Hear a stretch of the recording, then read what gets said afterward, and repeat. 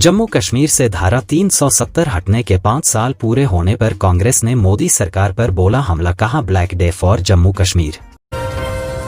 सभा प्रमुख अखिलेश यादव ने बीजेपी पर लगाया गंभीर आरोप, कहा उपचुनाव से पहले षड्यंत्र रचना चाहती है बीजेपी। मुस्लिम को लेकर योगी की सोच को बताया अलोकतांत्रिक।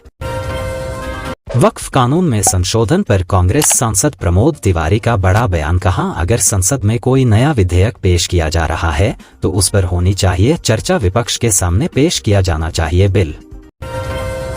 अगले 3 दिनों तक दिल्ली दौरे पर रहेंगे शिवसेना यूबीटी प्रमुख उद्धव ठाकरे। मल्लिकार्जुन खड़गे राहुल गांधी और सोनिया गांधी से करेंगे मुलाकात, संजय रावत ने दी जानकारी।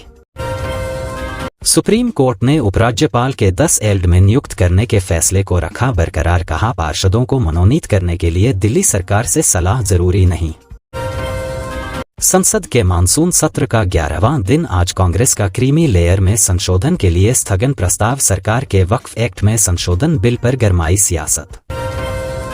शिवसेना यूबीटी सांसद संजय राउत का मोदी सरकार पर करारा हमला, कहा इस देश में ना जमीन जिहाद है ना लव जिहाद, 10 साल में जो लैंड जिहाद हुआ वह इसी सरकार में हुआ। चुनावी रिजल्ट के 2 महीने बाद कांग्रेस ने नतीजों पर उठाए सवाल, लोकसभा चुनाव में 89 सीटों पर नतीजों में धांधली के लगाए आरोप, वोट फॉर डेमोक्रेसी की रिपोर्ट का दिया हवाला। सुप्रीम कोर्ट ने कोचिंग सेंटरों में सुरक्षा मानदंडों पर लिया स्वत संज्ञान, केंद्र सरकार, दिल्ली सरकार और एमसीडी से अब तक के निर्धारित सुरक्षा मानदंडों पर मांगा जवाब।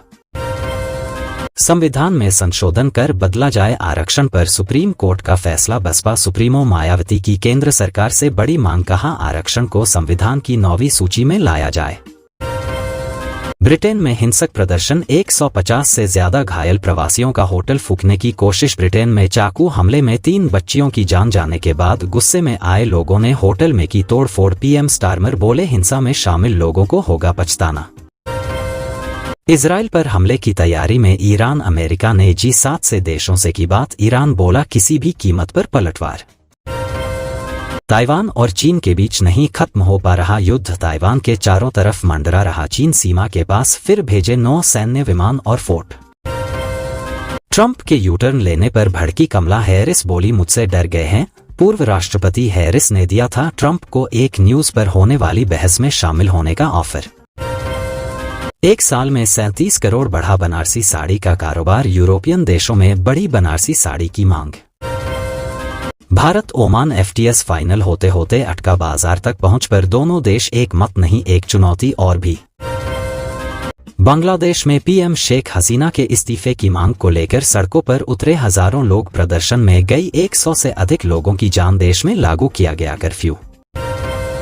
इंडियन फिल्म मेकर पर भड़के राम गोपाल वर्मा, कहा यहां दर्शकों को समझा जाता है मूर्ख, सब मिलकर भी ठगस ऑफ हिंदुस्तान जैसी फिल्में बनाते हैं।